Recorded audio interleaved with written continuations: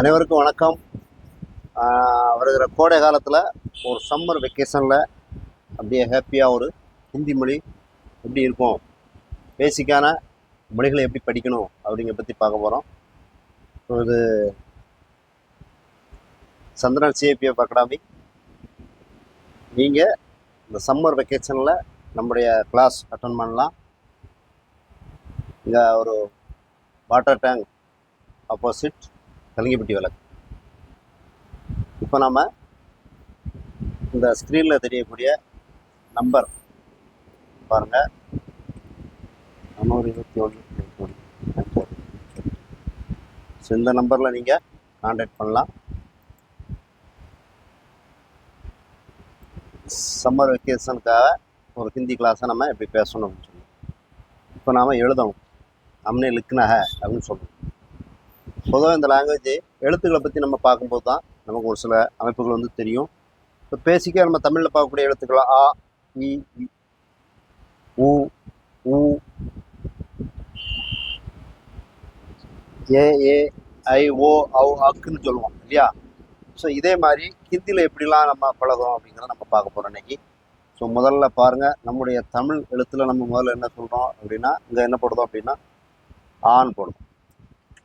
இது என்னது, ஹிந்தியில் ஆன்னு சொல்கிறோம். சரி, தமிழில் நம்ம என்ன சொல்லுவோம் பாருங்கள், இதான் ஆன்னு சொல்லிடுறோம் இல்லையா? Okay, well done. அப்போ நெக்ஸ்ட் நம்ம என்ன சொல்ல போகிறோம், ஹிந்தியில் என்ன சொல்லுவோம், ஆவனான்னு சொல்லுவோம். இதில்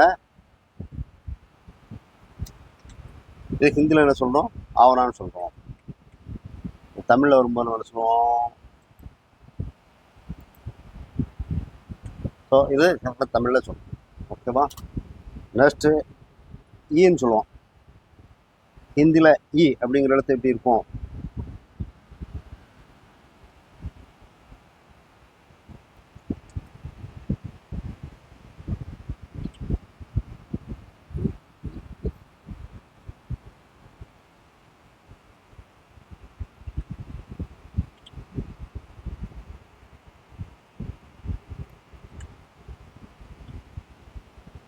ஒரு நிமிஷம் பார்க்குறப்போ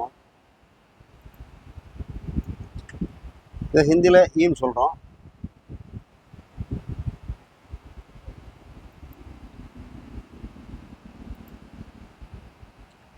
இதை ஈன்னு சொல்கிறோம் தமிழில். ஓகேவா? அடுத்து ஈயன்னான்னு சொல்லணும்.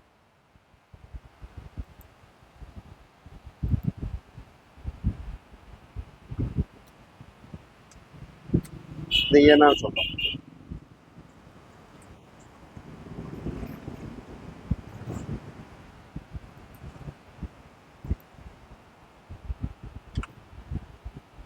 ஸோ இதை நாம் படிப்படியாக ஒரு சில மொழிகள் பார்த்து கொண்டால் இதை பற்றி நமக்கு தெரிய வருகிறது. ஸோ இன்னைக்கு நம்முடைய அக்கு வரைக்கும் நம்ம என்னென்ன எழுத்துக்கள் இருக்குது அப்படிங்கிறத நம்ம பார்க்கலாம். சரி, நெக்ஸ்ட் பாருங்கள். அப்புறம் ஊனால் பார்க்குறோம்.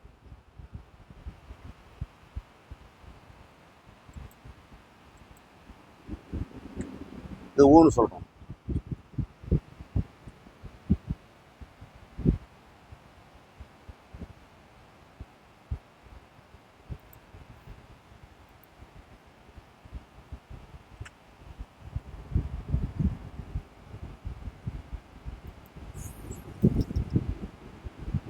அதே மாதிரி ஊனாக்கு என்ன சொல்லுவோம் பாருங்க,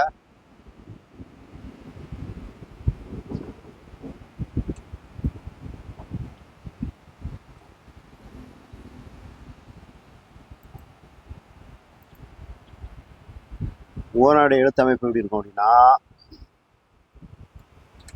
இது ஓனா சொல்லும். ஓகே,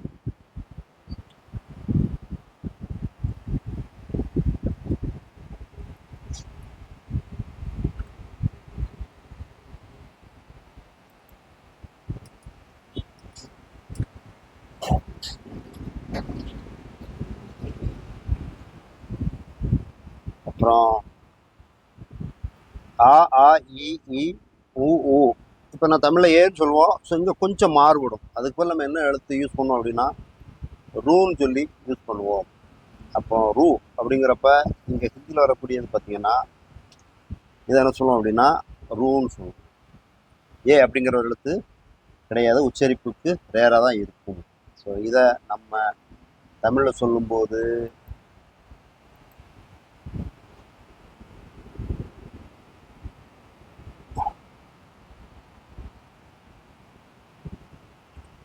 ரூ அப்படின்னு சொல்லுவோம். ஓகேவா? அடுத்து பாருங்க, ஏ அப்படிங்கிறதுக்கு ரெண்டு விதமாக நம்ம உச்சரிப்போம். முதல்ல நம்ம தமிழில் சொல்லக்கூடியது ஏ கமா ஏ, இதனுடைய உச்சரிப்புகள் ரெண்டுமே கலந்து வரும். ஸோ இதுக்கு நம்ம பயன்படுத்தக்கூடிய வார்த்தைகள் பார்த்தீங்கன்னா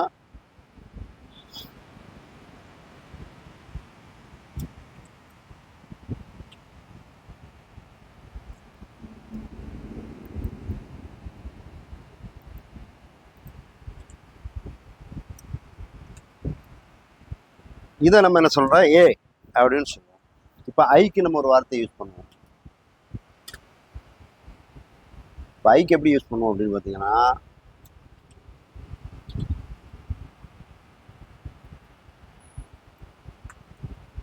இதை ஐன்னு கொம்பு மேலே வந்து கொம்பு வந்துருக்கும் இல்லையா, இதை வந்து ஐ அப்படின்னு பயன்படுத்தும். இப்போ இதை நம்ம பேச பேச இதனுடைய வார்த்தைகள் நமக்கு புரிய வரும். ஓகேவா? இதை இப்போ நம்ம தமிழில் கணித்தோம் அப்படின்னு சொன்னால் ஐ என்று சொல்லுவோம்.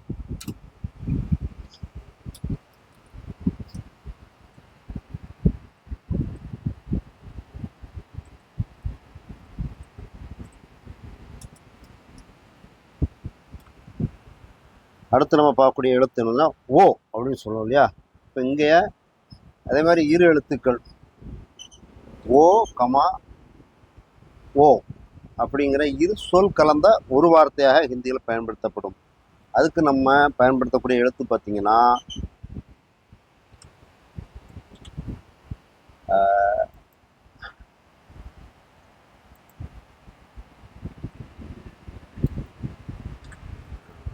இதை என்ன சொல்லுவோம் அப்படின்னா ஓ அப்படின்னு சொல்லி பயன்படுத்துவோம். இப்போ அதுக்கு அடுத்து ஓ ஓ அப்படின்னு சொல்லுவோம். இப்போ ஹவு அப்படிங்கிற ஒரு எழுத்தை நம்ம பயன்படுத்தணும். ஸோ அவுக்கு நம்ம ஹிந்தியில் எப்படி எழுத்து பயன்படுத்தணும் அப்படின்னு சொன்னாக்க இது ஹவு. இப்போ இதில் ஒத்த கொம்பு இருக்குது, அதெல்லாம் ரெட்டை கொம்பு இருக்கும். ஓகே தானா? ஸோ இதை நம்ம பயன்படுத்தக்கூடிய எழுத்து முறைகள் பார்த்தீங்கன்னா ஹவு அப்படின்னு சொல்லுவோம். இதுக்கான தமிழாக்கம் நம்ம எழுத்து என்ன படிச்சிருப்போம் அப்படின்னா இது எல்லாமே என்னது, உயிரெழுத்துக்கள் அப்படின்னு சொல்லுவோம். ஓகே தானா? சரி, ரைட், வெல் டன். அடுத்து இந்த நம்ம தமிழில் பார்த்தீங்கன்னா 12 எழுத்து இருக்கும். ஸோ இதில் கூட ஒரு எழுத்து இருக்கும், 13 எழுத்துன்னு இருக்கும். ஓகே தானா? சரி, அடுத்து நம்ம பார்க்க போகிற எழுத்தை பார்ப்போம்.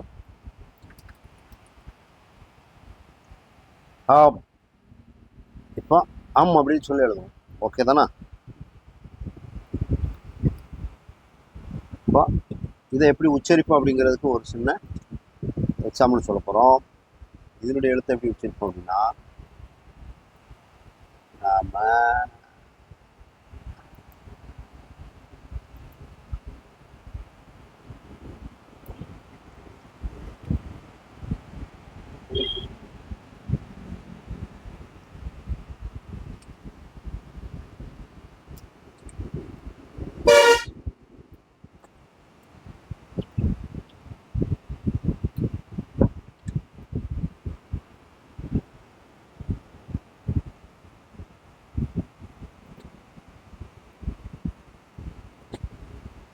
இதை என்ன சொல்கிறோம் அப்படின்னு சொன்னால் அம்முன்னு சொல்கிறோம்.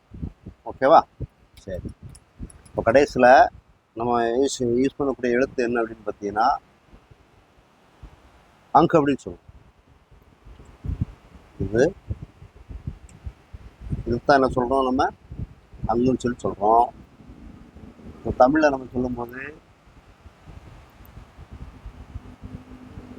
அஹ அப்படின்னு சொல்லுவோம். சொல்லுவோம். இப்போ இதில் எண்ணி பாருங்க எழுத்து என்ன இருக்குது அப்படின்னா தமிழில் நம்ம பயன்படுத்தக்கூடிய முதன்மை உயிரெழுத்துக்கள் சொல்லக்கூடியதில் 1 2 3 4 5 6 7 8 9 10 11 12 13. ஸோ இந்த ஹிந்தியில் பார்க்க போனீங்கன்னா நமக்கு வரக்கூடிய எழுத்துக்கள் பார்த்தீங்கன்னா 13 எழுத்துக்கள் இருக்கும். ஓகேவா? இதை நம்ம தமிழில் 12 எழுத்துக்கள் சொல்லுவோம். ஸோ இதனுடைய அமைப்பு எப்படி இருக்கும்? ஆ இ இ உ உ ஏ ஓ அம். நம்முடைய தமிழ் எழுத்துக்கள் எல்லாமே சிங்கிள் எழுத்துக்களாக வரும். இதில் ஒரு சில சார்ந்த எழுத்துக்கள் வரும். ஸோ அதனால தான் இந்த எழுத்துக்களுடைய படிவம் வந்து நமக்கு வந்து தெரியுது. இதில் ஒரு எழுத்துல இரு எழுத்துக்களுடைய மொழிதல் இதில் வந்து வரும். அதனால தான் இதை வந்து இந்த மொழியில் வந்து நம்ம சொல்கிறோம். ஓகே தானே? ரைட். ஸோ இதே மாதிரி நம்ம கோடை சம்மர் கிளாஸ் நமக்கான ஆன்லைன் கிளாஸாக இருக்கட்டும், இல்லை நம்மளுடைய நேரடி கிளாஸாக இருந்தாலும் நம்ம உங்களுடைய வரவுகளை பொறுத்து நாம் இந்த வகுப்பை நடத்தப்படும். ஸோ மிக்க நன்றி. நீங்கள் காண்டாக்ட் பண்ணக்கூடியவங்க இந்த சம்மர் வெக்கேஷனில் பண்ணலாம். ஹாப்பியாக மரத்தடியில் இருந்து நம்ம கொஞ்சம் கிளாஸ்களை நம்ம படிக்கணும். Okay, thank you. ஓகே, ஒரு மாடலாக ஒரு அடிப்படை பேசிக்கான ஹிந்தி மொழி எப்படிப்பட்டது, எப்படி இருக்கும் எழுத்துக்கள் அப்படிங்கிற